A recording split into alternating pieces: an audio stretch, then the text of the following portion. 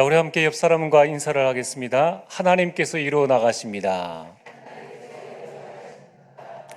네, 이걸 보고 하나님의 섭리라고 합니다. 그래서 오늘 말씀의 제목은 하나님의 섭리입니다.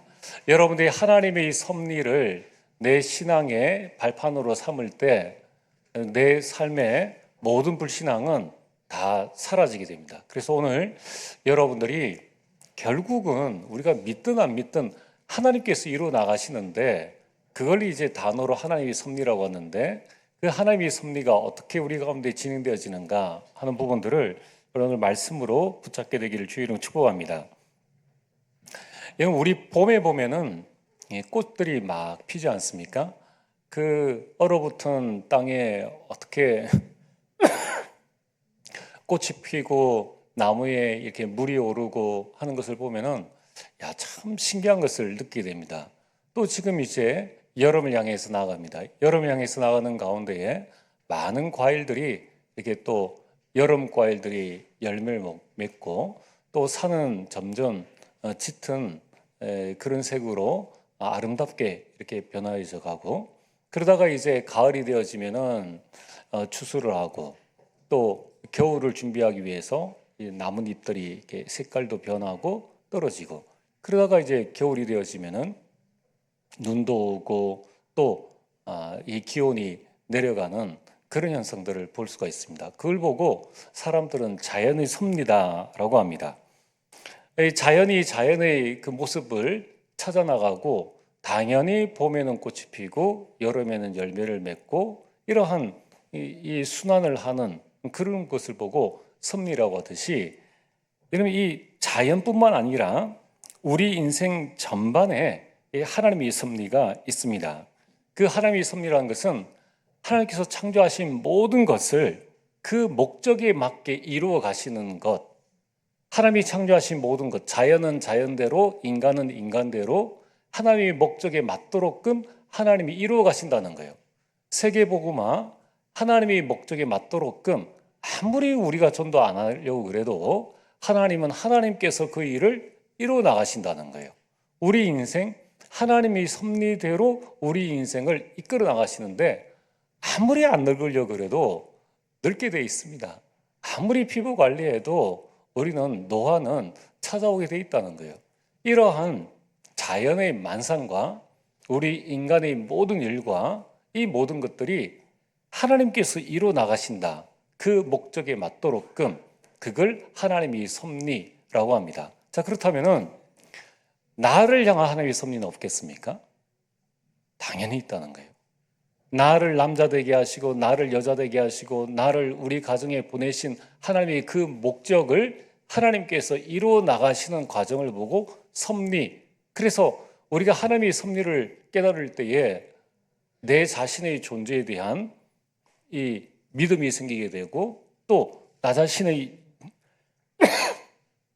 연약함 때문에 우리가 좌절하지 않는다는 거예요. 또 다른 사람의 연약함을 보고 우리는 실수하지 않습니다. 왜냐하면 하나님께서 그 목적대로, 목사는 목사의 목적대로, 장로는, 권사는 안수 집사대로, 하나님께서 각 사람의 목적대로 그것을 이루어 나가신다는 거예요.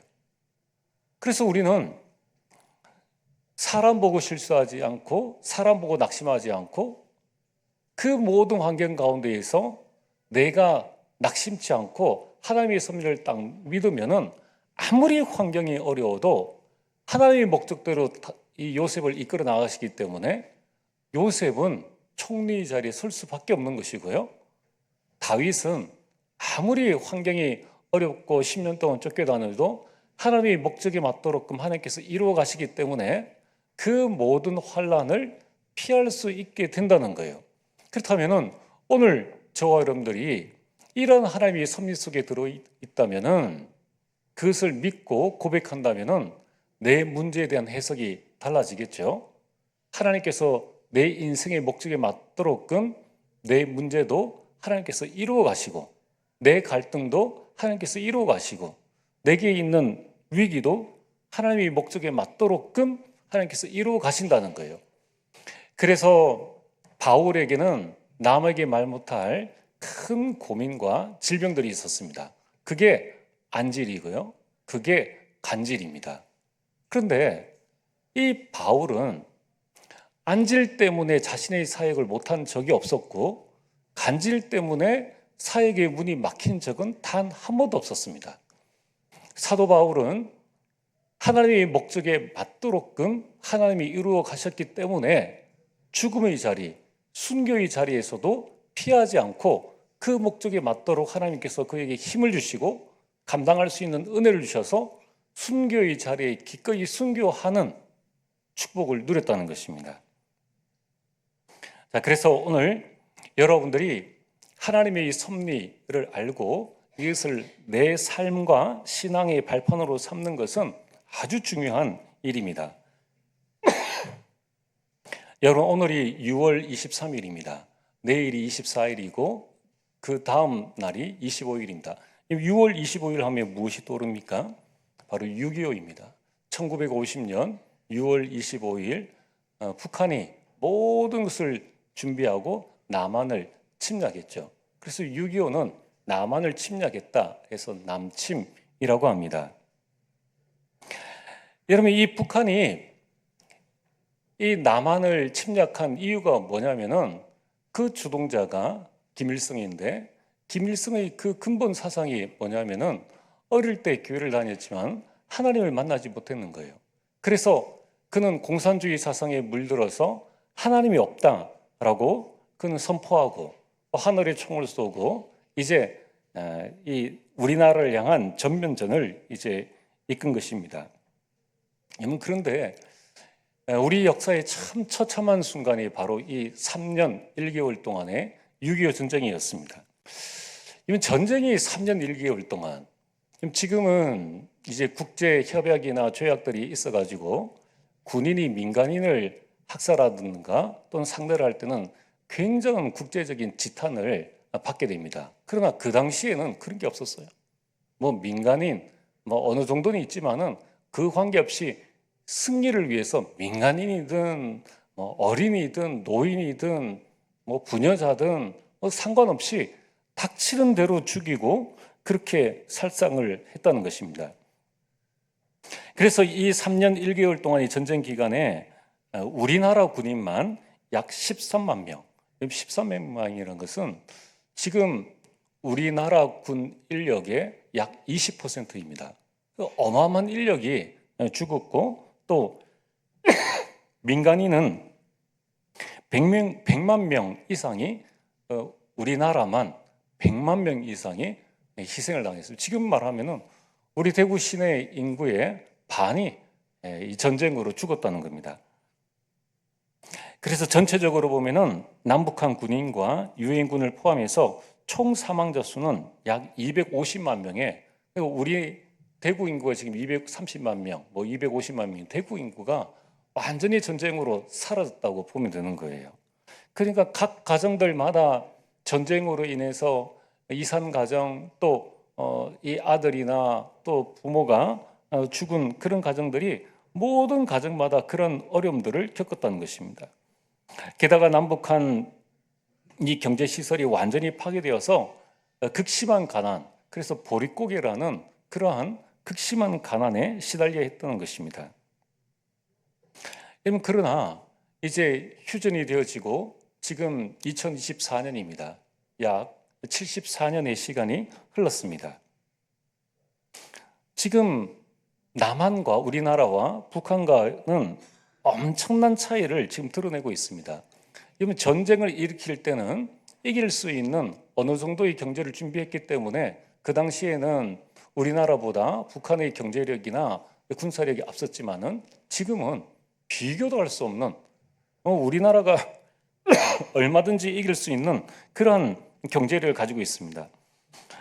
우리 한국은 한강의 기적을 이뤄냈고 이제 세계 경제 대국에 들어서게 되었습니다. 그런데 그 전쟁 기간 동안에 북한은 우리나라의 수많은 교회를 파괴했습니다.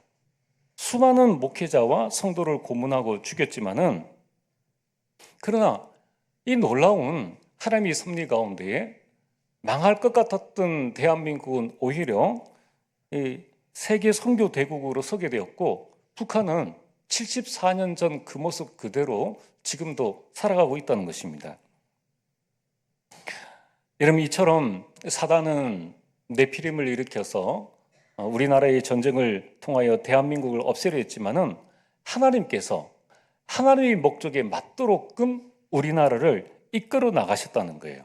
그래서 하나님께서 우리나라를 지금의 모습대로 우리가 이렇게 편안하게 예배드릴 수 있고 마음껏 찬양할 수 있고 이러한 나라로 이끄셨다는 것입니다. 이걸 보고 하나님의 섭리, 하나님이 목적하신 대로 모든 것을 이끌어 가시는 것을 보고 하나님의 섭리라고 합니다. 여러분, 오늘 이러한 우리 인류의 모든 역사, 그리고 한국과 여러분 개인의 모든 역사들도 다 하나님의 섭리 속에 들어있다는 것입니다. 자, 그렇다면 오늘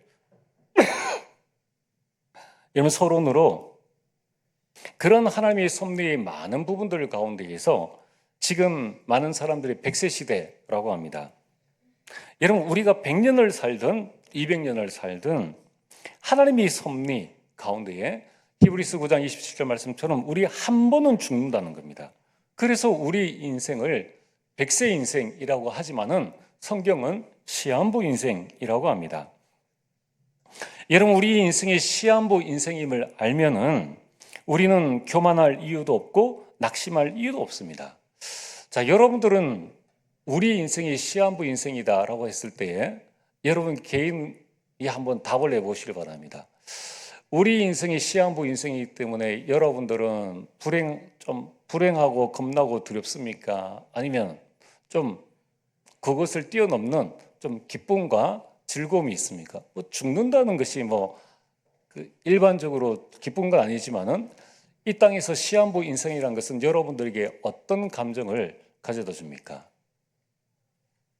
시한부 인생이기 때문에 어떻다라는 것은 각자의 믿음 따라 다를 수 있겠지만은, 그러나 우리가 창세기 3장 이후에 죄의 모습을 가지고 이 땅을 무한히 산다, 지금과 같은 삶의 모습들을 1000년이든 2000년이든 계속 이어서 산다는 것 자체가 이미 이 땅에서의 삶은 고통의 삶인데, 시한이 없이 무작정 산다는 것은 그 자체로 이미 큰 벌이라고 생각되어집니다.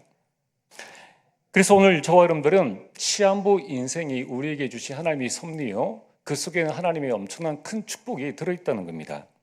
여러분, 우리 인생은 한 번뿐인 인생이에요. 한 번 사는 인생입니다. 또한 처음이자 마지막 인생입니다. 여러분, 오늘 이 하루가 여러분 인생의 처음이지 않습니까? 그러면서 오늘이 지나면은 오늘 이 하루는 두 번 다시 돌아오지 않는 마지막 인생이 되어집니다.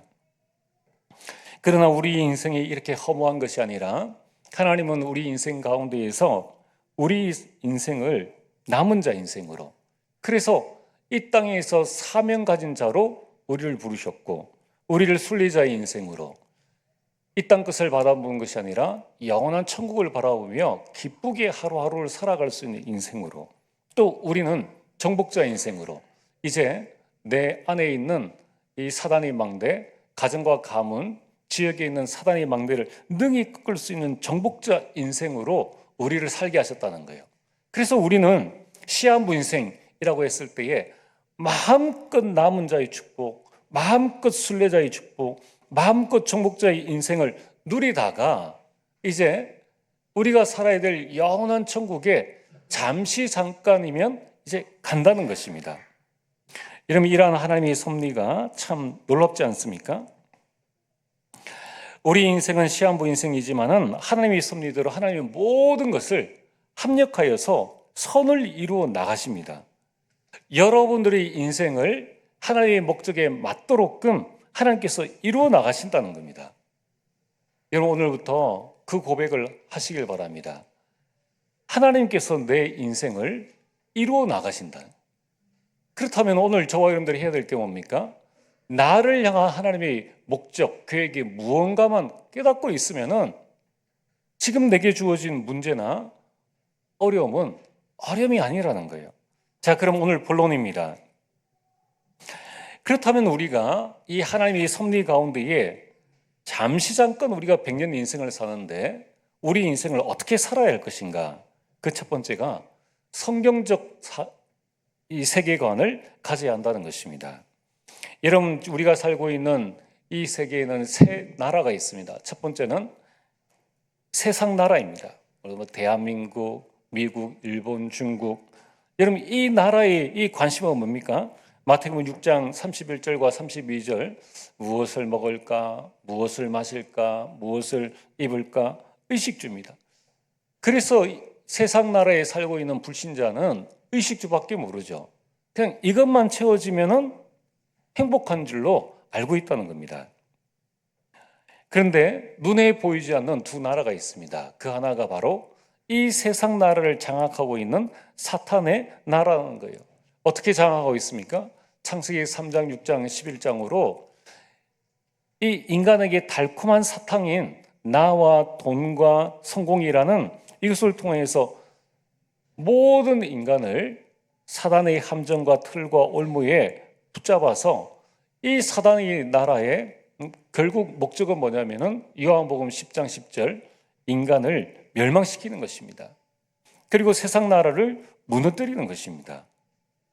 그래서 하나님께서 우리에게 하나님 나라를 허락해 주셨습니다. 사도행전 1장 3절에 하나님 나라의 일을 40일 동안 제자들에게 강조해서 말씀하시고 그 하나님의 나라의 일이 모든 사람들에게 이루어질 것이다 라는 하나님의 섭리를 말씀하신 것입니다.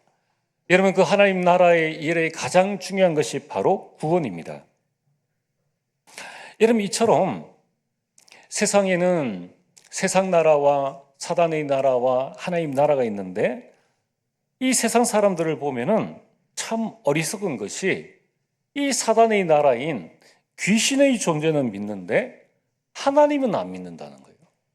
근데 이게 바로 사단의 미혹의 전략입니다. 그런데 이 불신자들보다 더 어리석은 사람이 하나님의 섭리를 모르는 신재라는 거예요. 하나님의 자녀가 되었는데 하나님을 안 믿는다는 것입니다. 하나님 나라를 알고 믿을 때에 이 사단의 나라를 꺾을 수 있고 이 세상 나라에서 승리할 수 있고 보좌의 축복을 누릴 수가 있다는 겁니다.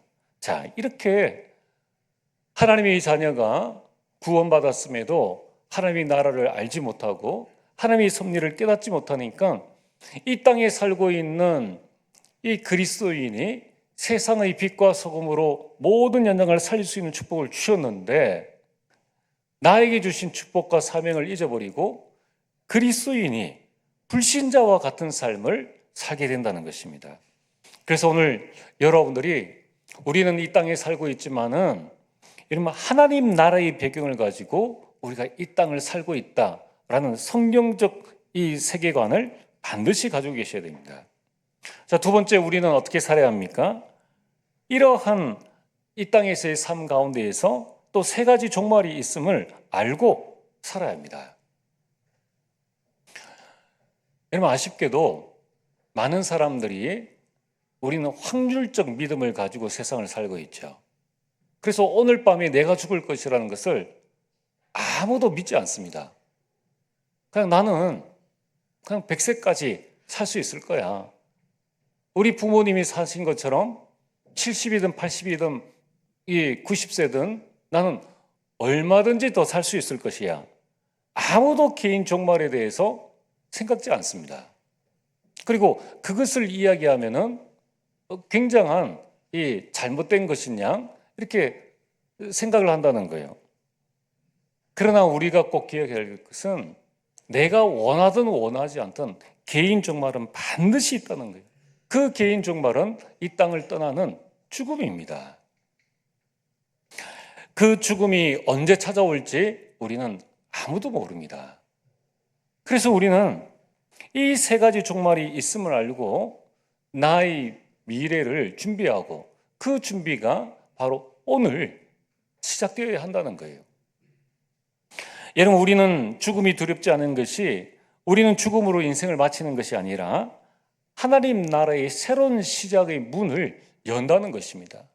그렇다면은 오늘 여러분들이 이 세상에서 하나님 나라의 배경을 가지고 언젠가 나의 개인의 종말이 온다라는 관점을 가지고 오늘 우리 가정과 오늘 우리 직장과 내가 만나는 사람과 교회를 돌아볼 때에 우리 인생이 어떻게 되어야 되겠습니까? 자, 오늘 내가 죽는데 숨겨놓은 그 비자금 그대로 그냥 놔둬야 되겠습니까? 이 통장의 비밀번호 그 굳이 아내에게 안 가르쳐주고 내가 가지고 죽는다면은 이거 얼마나 뒤처리하기가 힘듭니까? 여러분, 우리가 개인 종말이 있다고 오늘 내가 죽는다고 하면은 내가 원수질 사람이 뭐가 있겠습니까? 내가 굳이 내 욕심 차리고 내 말해서 남에게 상처 주고 이렇게 살 이유가 없다는 거예요. 근데 이제 우리는 이 확률적 믿음을 가지고 나는 오늘 안 죽을 거야. 오늘 내 인생이 끝난다면은, 그럼 다음 주에 제가 만약에 이 자리에 서지 못한다면은 어떻게 해야 되겠습니까? 교회라는 모든 것이 사회도 똑같죠. 그러면 일반 세상은 어떻게 합니까? 어느 오너가 회장이 바뀌면은 그 회사가 휘청하지 않습니까? 교회는 그렇게 되어서 안 된다는 거예요. 교회는 어떻게 돼야 됩니까? 교회의 주인이 하나님이시기 때문에 내가 없어도 교회는 편안하게 돌아가야 됩니다. 그래서 교회의 가장 중요한 건 뭡니까? 교회는 플랫폼이 되어져야 된다. 여러분, 우리가 왜 제자 합니까? 내 말 잘 듣는 사람이 제자가 아닙니다. 내가 없어도 되도록끔 만들어 두는 게 그게 그 일을 할 수 있는 사람이 얼마든지 있는 것, 그걸 보고 제자라고 하고 그걸 보고 제자 사역이라고 하는 거예요. 꼭 내가 있어야 됩니까?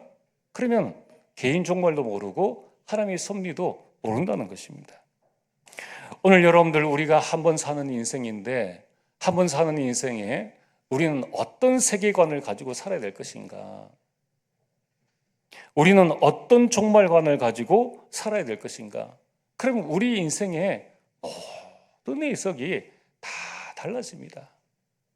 재산 놔뒀다가 뭐 하겠습니까? 우리 가지고 있는 건강 뭐 하겠습니까? 하나님께서 우리에게 주신 재능 아껴뒀다가 뭐 하겠습니까?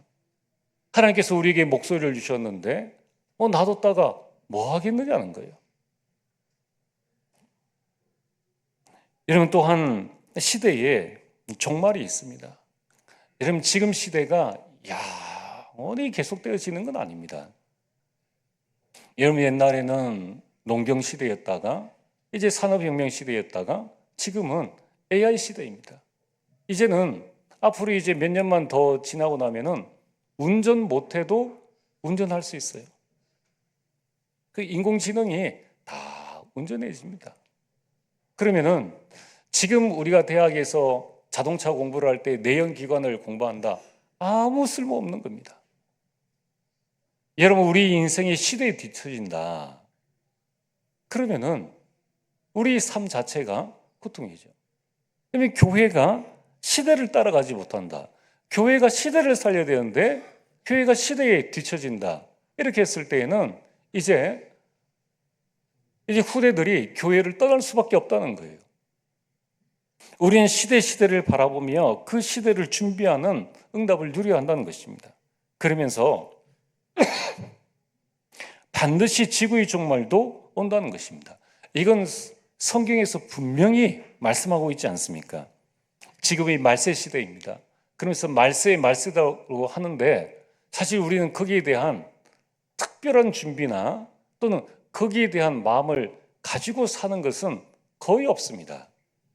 자, 그런데 우리는 반드시 이 세 가지 종말에 대해서 나 자신을 준비해둬야 됩니다.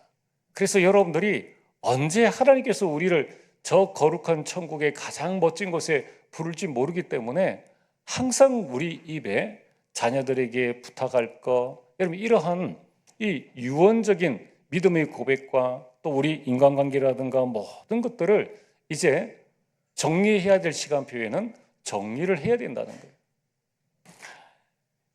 거예요. 오늘 본론 세 번째로, 그래서 우리가 이 두 가지 성경적 세계관과 세 가지 종말관을 가지고 이제 우리가 시한부 인생임을 알고 우리 시기에 맞게 미리 준비해야 할 것이 있습니다. 렘넌트는 무슨 준비를 해야 됩니까? 렘넌트는 미래 준비를 해야 됩니다. 자, 여기에 우리 렘넌트들이 있습니다.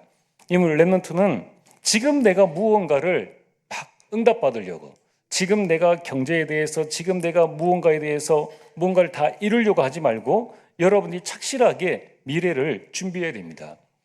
여러분들은 미래의 주역이기 때문에 여러분들이 어떻게 미래를 준비하는가?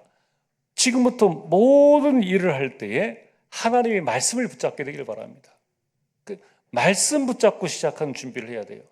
그리고 여러분이 모든 일을 진행할 때에 기도로 시작하고 기도로 진행하고 기도로 마무리를 하는 것입니다. 하루를 시작할 때도 기도로 시작하고 낮에도 기도로 여러분 하나님과 대화를 하고 밤에 자기 전에도 하나님께 집중하는 그런 기도로 마무리하는 시간을 가져야 합니다. 그래서 우리 렘넌트들은 꼭 기억해야 될 것이 뭐냐면은 하나님께서 하나님의 목적에 맞도록 우리 모든 삶을 이루어 가시기 때문에 여러분이 말씀 없고 기도 없이 성공하는 자보다 내가 말씀 붙잡고 기도하다가 내 학업이 만약에 저 꼴등이다. 하나님은 그 자를 쓰시는 거예요. 여러분 내가 말씀 붙잡고 기도하다가 내 사업이 망했다. 그게 망한 게 아닙니다. 하나님께서는 그 목적에 맞도록 우리를 이루어 나가시는데 그 시간표가 내가 무언가 손을 놓아야 할 시간표가 되었기 때문에 하나님께서 그 일을 행하신다는 거예요. 여러분 요셉이 시험을 잘 쳐서 총리가 되어졌습니까? 다윗이 육군사관학교 가서 그래서 왕이 되어졌습니까? 전혀 그렇지 않습니다. 하나님께서 그 목적에 맞도록 요셉을 이끄셨는데 그게 노예요. 그게 감옥이고 하나님께서 다윗을 왕의 목적을 가지고 그를 이끄셨는데 그게 목동이요. 10년간 사울 왕에게 쫓겨다니는 그 인생을 살았다는 것입니다. 중요한 것은 내가 어느 만큼 우리 렘넌트들이 말씀 붙잡고 기도하고 있느냐. 그래서 우리 교사들과 우리 부모님들은 다른 그 어떤 것들보다 이 말씀과 기도의 흐름을 우리 렘넌트들이 타고 있느냐 하는 것이 중요한 거예요. 그래서 우리 렘넌트들은 우리 교회에서는 주보에 이미 모든 메시지 다 나오지 않습니까? 그리고 1부든 오전에 2부든 같은 흐름으로 지금 타고 나가기 때문에 얼마든지 렘넌트들과 소통할 수 있습니다. 이런 소통을 바탕으로 해서 이제 내년에는 이제 237 조직을 짜나가는 거죠. 그래야지 이 말씀으로 서로 소통이 되어지는 거예요. 그래서 지금 우리 예비 중직자 훈련에 뭘 하고 있습니까? 모든 메시지에 레마 기도제형 실천상을 붙잡아라. 이거는 여러분 신앙생활의 가장 기본이에요. 여러분 주일 오전 메시지, 오후 메시지, 수요 메시지, 금요 메시지 이런 말씀의 흐름을 딱 가지고 여러분이 받은 응답을 가지고 가정에서 렘넌트들에게 또 신문이나 자료를 통해서 말씀을 확인시켜 준다면은 그런 일들을 우리 교회 전체가 같이 그 강단 중심으로 쭉 움직여 나가면은 내 자녀 관계없이 우리 교회에 있는 모든 렘넌트들은 다 이 서비스 자리에 서게 돼 있다는 겁니다.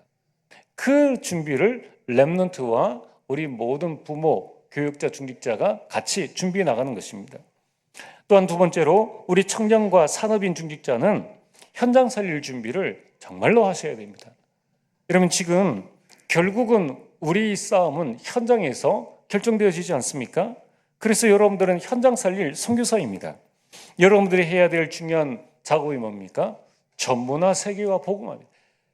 우리 모든 청년들, 우리 모든 산업인 중직자는 이 세 단어만 줄기차게 붙잡으시면 돼요. 여러분 이걸 붙잡고 어떻게 내가 현장에서 응답 누릴 것인가? 그래서 하나님께 말씀 달라고 이 쏟아지는 이 강단 메시지, 이 모든 말씀들이 나에게 적용될 수 있도록 여러분 그것만 붙잡고 집중적으로 기도하시면 됩니다.